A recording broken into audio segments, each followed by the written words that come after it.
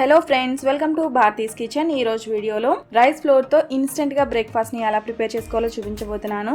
కేవలం rice flour ఉంటే సరిపోతుందండి. చాలా ఈజీగా టేస్టీగా ఉండే బ్రేక్ఫాస్ట్ని చాలా సింపుల్గా తక్కువ టైంలో అప్పటికప్పుడు బ్రేక్ఫాస్ట్ చేయాలి అనుకుంటే ఇలా ఒకసారి ట్రై చేసి చూడండి. చాలా టేస్టీగాను ఉంటుంది, అలానే చాలా క్విక్గా కూడా అయిపోతుంది.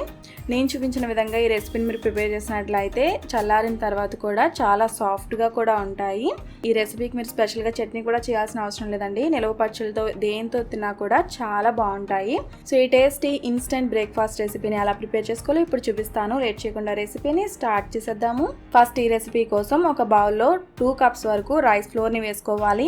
వరిపిండిని 2 కప్పుల వరకు వేసుకోవాల్సి ఉంటుంది.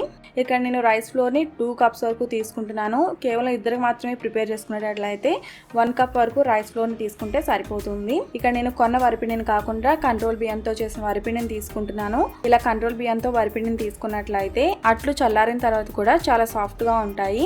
నెక్స్ట్ ఇందులోనే 1 కప్ వరకు ఉల్లిపాయ తరుగును కూడా వేసుకోవాలి. బాగా సన్నగా తరిగిన ఉల్లి తరుగును కూడా వేసుకుని నెక్స్ట్ ఇందులో రుచికి సరిపడా సాల్ట్, నెక్స్ట్ ఇందులోనే 1 టీ స్పూన్ జీలకర్ర, 1 టీ స్పూన్ వరకు బాగా సన్నగా తరిగిన అల్లం తరుగు, అలానే పచ్చిమిర్చిని కూడా వేసుకోవాలి. ఇక్కడ నేను 2 పచ్చిమిరపకాయలని బాగా సన్నగా తరిగి వేసుకుంటున్నాను. నెక్స్ట్ ఇందులోనే బాగా సన్నగా చాప్ చేసుకున్న కొత్తిమీరని కూడా వేసుకోవాలి. నెక్స్ట్ ఇందులోనే కరివేపాకుని కడిగి సన్నగా తరిగి తీసుకోవాలి. ఇంగ్రీడియంట్స్ అని ఇలా వేసుకున్న తర్వాత బాగా మిక్స్ చేసుకోవాలి. ఇలా మిక్స్ చేసుకున్న తర్వాత కొద్దిగా వాటర్ని వేసుకుంటూ ఇలా చూపిస్తున్న విధంగా కలుపుకోవాల్సి ఉంటుంది. వాటర్ ఒకసారి వేసేకండి, కొద్దిగా వేసుకుంటూ మిక్స్ చేసుకోవాలి. ఇందులో మీకు కావాలి అంటే వెజిటేబుల్స్ని కూడా యాడ్ చేసుకోవచ్చు అండి. సన్నగా తరిగిన క్యారెట్ని కానీ లేదంటే ఉడకబెట్టి తురుముకున్న పొటాటోని కూడా వేసుకోవచ్చు, అంటే బంగాళదుంపను కూడా వేసుకోవచ్చు. కన్సిస్టెన్సీ చూడడానికి ఇలా ఉండాలి.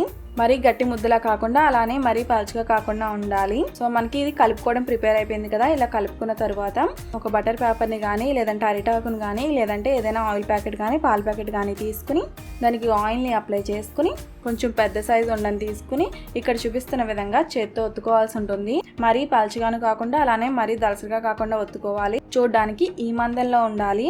ఇలా ఒత్తుకున్న తర్వాత వేడిగా ఉన్న పెనం మీద ఇలా చూపిస్తున్న విధంగా వేసుకోవాల్సి ఉంటుంది. పెనానికి ఒకటే వేసుకున్నాను కదా, తొందరగా అయిపోవాలి అంటే ఒకటే పెనం మీద 2-3 వరకు కూడా వేసుకోవచ్చు. పెద్దవి అయితే ఒకటే వేసుకోవాల్సి ఉంటుంది. పెనం మీద ఏమైనా గ్యాప్ ఉంటే ఎక్కువ కూడా వేసుకుని ప్రిపేర్ చేసుకోవచ్చు, తొందరగా ప్రిపేర్ అయిపోతాయి. వీటిని లో టు మీడియం ఫ్లేమ్లో కుక్ చేసుకోవాల్సి ఉంటుంది. ఒక సైడ్ బాగా కాలిన తర్వాత టర్న్ చేసుకుని మళ్ళీ లో టు మీడియం ఫ్లేమ్లో ఫ్రై చేసుకోవాల్సి ఉంటుంది. ఈ కలర్ వచ్చేంత వరకు ఫ్రై చేసుకున్న తర్వాత తీసి పక్కన పెట్టుకోవాలి. ఇవి చల్లారిన తర్వాత కూడా చాలా సాఫ్ట్గా ఉంటాయి. నెక్స్ట్ మళ్ళీ పెనానికి కొద్దిగా ఆయిల్ని అప్లై చేసుకుని ఇలా అట్టుని వేసుకోవాల్సి ఉంటుంది. సో 2 వైపులా కూడా ఇలా బాగా ఫ్రై చేసుకున్న తర్వాత తీసి పక్కన పెట్టేసుకోవాలి. ఇలానే మిగతా అన్నిటిని కూడా ప్రిపేర్ చేసుకోవాల్సి ఉంటుంది. సో చూసారు కదండి, ఇలా చాలా సింపుల్గా ఇన్స్టెంట్గా తక్కువ టైంలో రైస్ ఫ్లోర్తో బ్రేక్ఫాస్ట్ని ప్రిపేర్ చేసుకోవచ్చు. చాలా టేస్టీగా ఉంటాయి. బ్యాచిలర్స్ కూడా చాలా ఈజీగా ప్రిపేర్ చేసుకోవచ్చు. బ్రేక్ఫాస్ట్ ప్రిపేర్ చేయడానికి ఎక్కువ టైం లేదు అన్నప్పుడు ఒకసారి ఇలా ట్రై చేసి చూడండి, చాలా బాగుంటాయి. చల్లారిపోయిన తర్వాత కూడా చాలా సాఫ్ట్గా ఉంటాయి. రైస్ ఫ్లోర్తో ఇలా బ్రేక్ఫాస్ట్ ప్రిపేర్ చేసినట్లయితే చాలా టేస్టీగా ఉంటుందండి. ఒకసారి మీరు కూడా ట్రై చేసి చూడండి. సో ఈ రెసిపీ మీకు నచ్చినట్లయితే తప్పకుండా లైక్ చేసి మీ ఫ్రెండ్స్ అండ్ ఫ్యామిలీస్ కూడా షేర్ చేయండి. మరిన్ని రెసిపీస్ కోసం ఛానల్ సబ్స్క్రైబ్ చేయండి. అలానే తర్వాత వచ్చే బెల్ ఐకాన్ కూడా క్లిక్ చేయండి. Thanks for watching.